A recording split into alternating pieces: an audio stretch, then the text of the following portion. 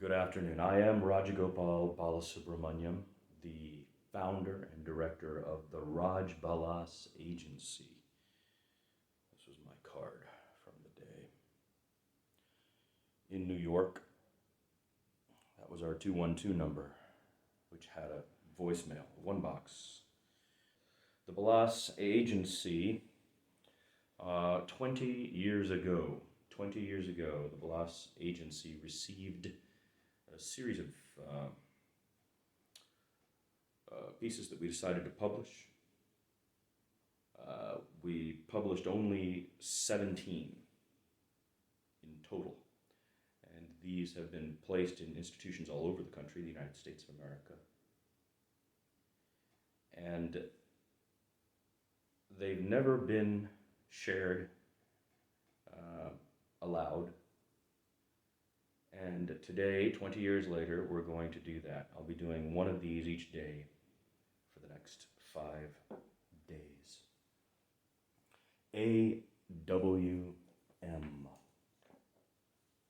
From the Balas Agency to all. Subject, anti-war movement. Date, September 16th through the 25th, 2001. In September 2001, the New York office of the Balas Agency, representatives of artists, writers, and other creatives, received a series of anti-war texts from a client and distributed them as directed to press outlets, academic institutions, and selected individuals. The author of these essays was murdered in the Williamsburg section of Brooklyn, September 27th, 2001, between the hours of 3:30 and 4 o'clock in the morning. 5 typewritten essays, each numbered and titled A.W.M, were hand-delivered by messenger to the Balas Agency beginning the evening of Sunday, September 16th, through Monday, the 25th of September 2001. A few hours after the author of these works was pronounced dead, A.W.M. number 6 arrived at the offices of the Balas Agency. The envelope had been mailed by City Post the day before. Experts have authenticated the 6 documents to the same source, the deceased. NYPD investigations into the killing remain open. No suspects have been taken into custody. No material witnesses have been detained. The Balas Agency offices in New York were closed April 15 of 2002 after recording massive losses in the final financial quarter of 2001. All original work protected under copyright. All rights reserved. From the Balas Agency to all. Subject, A.W.M. number 1. Date, Sunday, September 16, 2001, 20:09 to 21:30. The anti-war movement, 20:09 to 21:30, 16 September 2001, Brooklyn. At this point, the anti-war effort is attempting to establish a unified, broad coalition of interested parties who are of the same mind on the following issues. 1. Because all evidence against suspects in the WTC incident is circumstantial. 2. Because this nation's justice system is founded on the principle of due process. 3. Because rescue and recovery require time, debris considerably more, and grieving has just begun. 4. Because arrests and charges have not yet been made public and a grand jury has not yet fairly been convened. 5.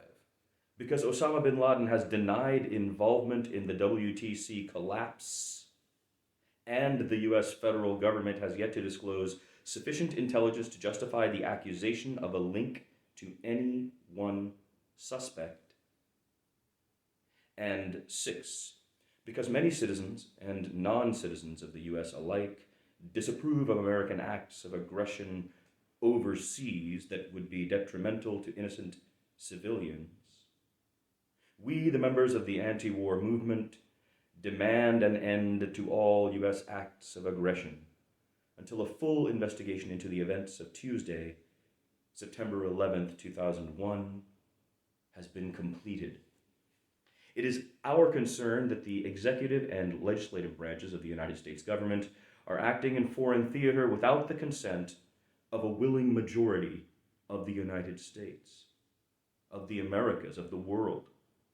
Many of the population urge restraint and no retaliation, at least until several things occur. 1, rescue and recovery and the disposal of debris. 2, a criminal investigation. 3, full intelligence disclosure prior to acts of war or aggression on foreign soil. 4, clarity of purpose in armed conflict. The anti-war movement charges media misconduct and accuses much of U.S. media too quick to support the Bush administration's rush to judgment regarding the collapse of the World Trade Centers. Further, encourages that anti-war should be swiftly taught at all public and private educational centers. Kay Riegel of Brooklyn advises, quote, humanism is not radical, close quote, and proposes 1, education campaign about anti-racism and nonviolence in academic and religious environments. 2, working with pre-existing groups of Asian Americans. 3, mobilize to make newspapers and other media diversify the voices and the content of the mainstream press. 4, demand that journalists working in news and news analysis open their minds to cultural differences as well as similarities and be responsive to their approach to communication. One member of the movement asks, is a legal team available to address in a timely fashion for the first Monday in October, forcing the executive and legislative branches to cease and desist war efforts, further to investigate intelligence gathering and security measures? Is this a case on the grounds of Pentagon Papers, First Amendment case 1971, to demand full disclosure of investigation of domestic incidents? With no power to investigate, the anti-war movement requests assistance of legal minds and investigators to explore the possibility concurrent to the efforts of the federal government. Media review. Print. Sunday New York Times, September 16, 2001, Week in Review and Op-Ed section. A. The Clamor of a Free People by L. Greenhouse. Balanced, sound, and well-written, clearly reminded us that trying times in political climates can result in weakness in decision-making. Made clear, deliberate effort to remark upon the treatment of ethnic minorities. Interview with A. Edzinoy from George Washington University Sociology, excellent choice. B. Both lead opinions of the paper were clear, but In for the Long Haul was realistic, while The Faces Emerge was far too swift. C. Liberties, The Modernity of Evil by Maureen Dowd. Terrible graph, suggesting domain way beyond rights. Quote, why not start afresh and fast with a new security agency, unleashing an elite squad with plenty of human spies, and putting Rudy Giuliani in charge of the global untouchables? Extremely irresponsible text in light of current political climate. D. Fighting an Elusive Enemy by D.M. Kennedy, Stanford. This piece, while calm, assured, and generally balanced, secreted a single line with which the anti-war movement cannot agree. Quote, we must retaliate for the crimes of September 11, close quote. Not without a perpetrator yet identified through due process. Sunday television. Vice President Cheney on Meet the Press.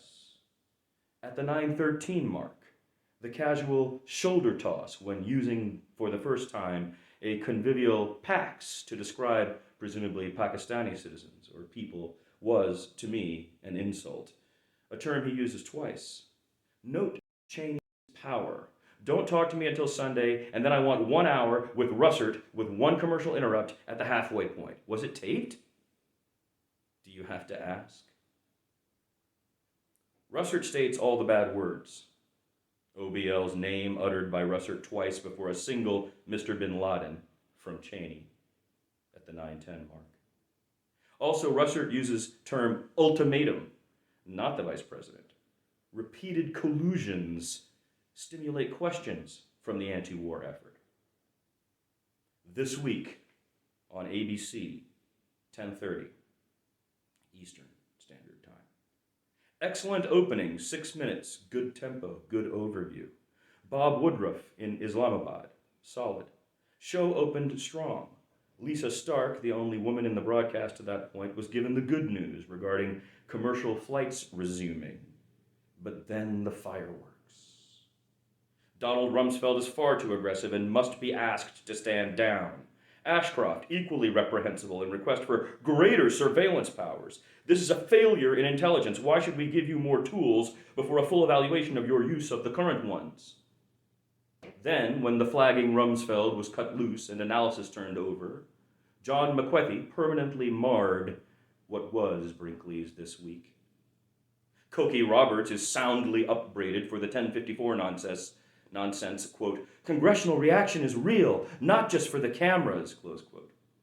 Everything you all do is for the cameras. However, terrorism czar was a good save. This is a domestic issue.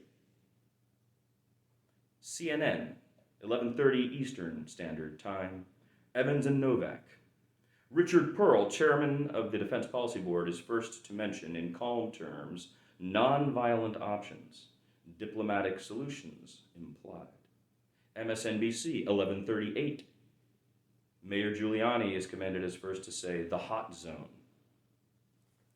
The hot zone, replacing ground zero at 11:38 a.m. Eastern on September 16, 2001. All use of term ground zero from that moment is overtly militant. Accusation without evidence is prejudice. Do not firewall executive decisions, says R. Jumper on the 12th of September, 2140.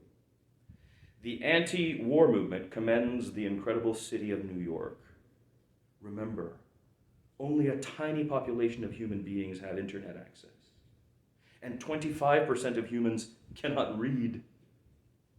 At this writing, internet access at all Brooklyn public libraries still not available, being blamed on a router outage at the hot zone 2 miles away. Primary elections set for the 25th of September, 105th and 106th mayors leading a memorial in Central Park on the 23rd of September, representing literary interests since 1972, securing the orientation of image since 1993, the Balas Agency. And that was A.W.M. number 1, which we received on the morning of September 17,